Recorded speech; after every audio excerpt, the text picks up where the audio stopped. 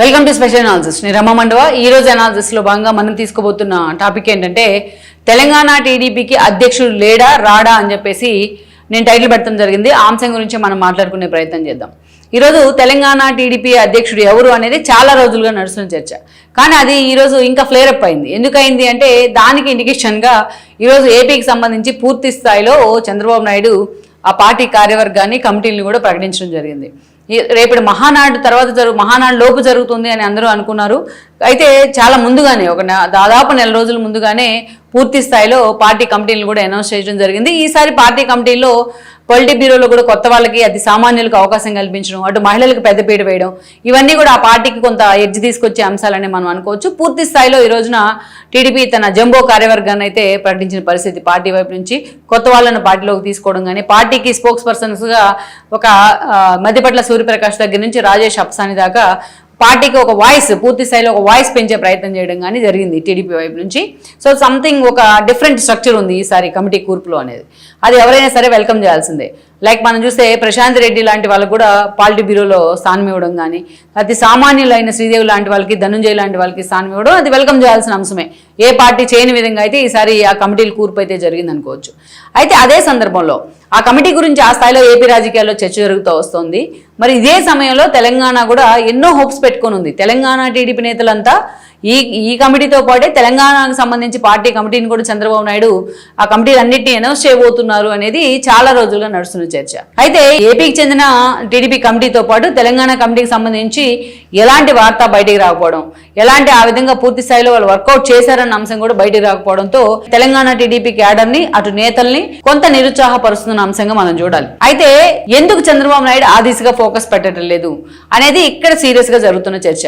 ఎందుకంటే ఇక్కడ చాలా రోజులుగా ఏమనుకున్నాం మనం, మొన్నటి ఎన్నికల్లో చంద్రబాబు నాయుడు ఏపీకి సీఎం అయిన తర్వాత తనకు అవకాశం ఉన్నప్పుడల్లా 3-4 నెలల పాటు ప్రతి సండేస్ ఆయన తెలంగాణలో ఉన్న పార్టీ ఆఫీస్ కి వస్తా ఉన్నారు. పలువురు నేతలతో కూడా భేటీ అవుతా ఉన్నారు. అంతా ఒక హ్యూజ్ ఫాలోయింగ్ వచ్చింది ఆయనకి. అది చూసిన తర్వాత కూడా ఆయన ఒక దశలో అవసరమైతే ఈ పార్టీని పూర్తి స్థాయిలో నేను కమిటీలు నియమిస్తాను, అవసరమైతే భువనేశ్వర్ని, బ్రాహ్మణిని కూడా చూసుకోమని చెప్తాను అన్నట్టుగా ఒక ఇండికేషన్ ఇవ్వడం జరిగింది ఆయన. ఇక ఈ క్రమంలోనే వాళ్ళ ఎక్స్పెక్టేషన్స్ ఎక్కువైపోయినాయి. చంద్రబాబు నాయుడు స్వయంగా రావడం, పార్టీ ఆఫీస్ లోనే కూర్చోవడం, పలువురు నేతలందరినీ కలిసే ప్రయత్నం చేయడం ఒక ఎత్తు అయితే, అటు బీఆర్ఎస్ లోకి వెళ్లిన చాలా మంది నేతలు చంద్రబాబు నాయుడుతో భేటీ కావడం మనం చూసాం కూడా. ఒక ఎమ్మెల్యే గాంధీ దగ్గర నుంచి మనం చూస్తే కృష్ణారావు లాంటి వాళ్ళ వరకు కూడా చాలా మంది వచ్చి ఆయనతో భేటీ, మాధవరం కృష్ణారావు లాంటి వాళ్ళు భేటీ కావడం జరిగింది. ఒక వివేకానంద గౌడ్ వీళ్ళంతా. ఆ తర్వాత మనం చూస్తే తీగల కృష్ణారెడ్డి లాంటి వాళ్ళు ఆయన వచ్చి కలిసి మీరు పార్టీని ఎస్టాబ్లిష్ చేస్తాం, రీవ్యాంప్ చేస్తామంటే మేమే ఇనిషియేట్ తీసుకుంటాం, మీరు పార్టీ మీద ఫోకస్ పెట్టండి అని చంద్రబాబు నాయుడు వాళ్ళు రిక్వెస్ట్ చేశారు. ఇదే సమయంలో మనం చూస్తే అటు తుమ్మల నాగేశ్వరరావు దగ్గర నుంచి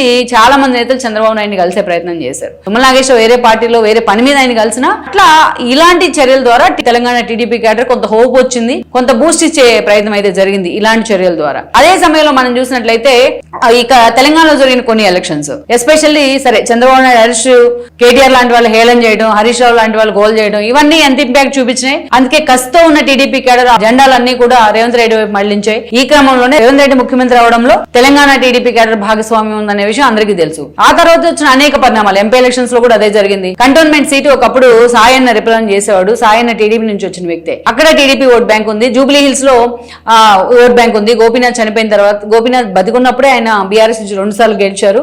సో అయినప్పటికీ అక్కడ టీడీపీ ఓట్ బ్యాంక్ సాలిడ్ ఉంది. ఈ 2 చోట్ల కూడా కేటీఆర్ ఎంత రిక్వెస్ట్ చేసినా తన పర్ఫార్మెన్స్ కూడా జీరో అయింది. అక్కడున్న టీడీపీ ఓటర్లు కూడా ఆయన వైపే మొగ్గు చూపడం జరిగింది, రేవంత్ రెడ్డి వైపే. ఇక లోకల్ బాడీస్, పంచాయతీ ఎలక్షన్స్ గానీ, మనం చూస్తే కార్పొరేషన్స్ గానీ, వీటన్నిటిలో ఏం జరిగింది, చాలా చోట్ల టీడీపీ జెండాలు వార్డు మెంబర్ గెలుచుకోవడం జరిగింది. లైక్ ఖమ్మం, కరీంనగర్ ఇలాంటి చోట్ల, ఉమ్మడి నల్గొండ లాంటి చోట్ల. సో ఇది చూసిన వాళ్ళు ఎవరికైనా టీడీపీ క్యాడర్ ఇంకా నాయకుడు లేకపోయినా, నాయుడు గారు లేకపోయినా ఇంకా పటిష్టంగా ఉంది అనేది ఒకటి ఎస్టాబ్లిష్ అయింది. ఈవెన్ జగన్మోహన్ బర్త్డే రోజు ఖమ్మం వేదికగా నానా హడావిడి చేస్తే ఆయన ఫ్యాన్స్ పార్టీ ఆఫీస్ లో వాళ్ళని అరెస్ట్ చేయించిన దాకా టీడీపీ క్యాడర్ అక్కడ ఉన్న కొద్దిమంది నేతలు, 4 కావచ్చు, రోడ్డెక్కి వాళ్ళని అరెస్ట్ చేసిన దాకా ధర్నా చేయడం జరిగింది. అంత రాక్ సాలిడ్ గా నిలబడి ఉన్నారు. అందుకే ఇవన్నీ కూడా ఒక పాజిటివ్ వైపుని తీసుకొచ్చాయి. కాబట్టి చంద్రబాబు నాయుడు మళ్ళా పార్టీని రీవ్యాంప్ చేస్తారు, కమిటీలు ప్రకటిస్తారని అందరూ ఆశ పెట్టుకున్నారు. అందుకే పార్టీ అధ్యక్షుల రేస్ లో చాలా మంది పేర్లు, ఒక అరవింద్ కుమార్ గౌడ్ దగ్గర నుంచి ఒక జ్యోత్స్న దాకా చాలా మంది పేర్లు తెర మీదకి వచ్చాయన్నమాట. ఒక దశలో అసలు కవిత ఆ పార్టీని టేక్ ఓవర్ చేస్తారేమో అన్న ప్రచారం కూడా జరిగింది, కవితను అధ్యక్షురాలు చేస్తారేమో అన్న ప్రచారం కూడా జరిగింది. అయితే ఇక త్వరలోనే మహానాడు జరగబోతుంది కాబట్టి ఏపీలో కమిటీలు పూర్తి చేయబోతున్నారు, కాబట్టి తెలంగాణలో కూడా పూర్తి చేస్తారని అందరూ అనుకున్నారు. చాలా న్యూస్ వచ్చింది ఈ అంశానికి సంబంధించి. కానీ ఈ రోజు తెలంగాణ మాత్రం చంద్రబాబు నాయుడు పక్కన పెట్టారు, ఏపీ కమిటీలు పూర్తి చేయడం జరిగింది. సో ఈ అంశం మీద తెలంగాణ టీడీపీ క్యాడర్లో మాత్రం కొంత డిఫరెంట్ టాక్ అయితే నడుస్తోంది.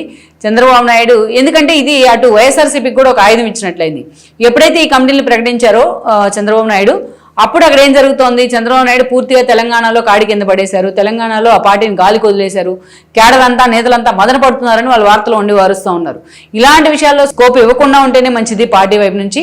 ఇంకా క్యాడర్ ఆ పార్టీని అలాగే నిలబెట్టే ప్రయత్నం చేస్తుంది. కాబట్టి ఇప్పటికైనా తెలంగాణలో ఆ పార్టీ కమిటీల మీద, ఆ పార్టీ అధ్యక్షుడిని నియమించడం మీద చంద్రబాబు నాయుడు మహానాడులోపే చాలా సీరియస్గా ఫోకస్ పెడితే అది ఆ పార్టీ రీవ్యాంప్ అవడానికి కూడా ఎంతో హెల్ప్ అవుతుంది అనేది ఆ తెలంగాణలో ఉన్న ఎస్పెషల్లీ టీడీపీ నేతలు, టీడీపీ క్యాడర్ కోరుకుంటున్న ఒక ఆలోచనగా మనం చెప్పుకోవచ్చు.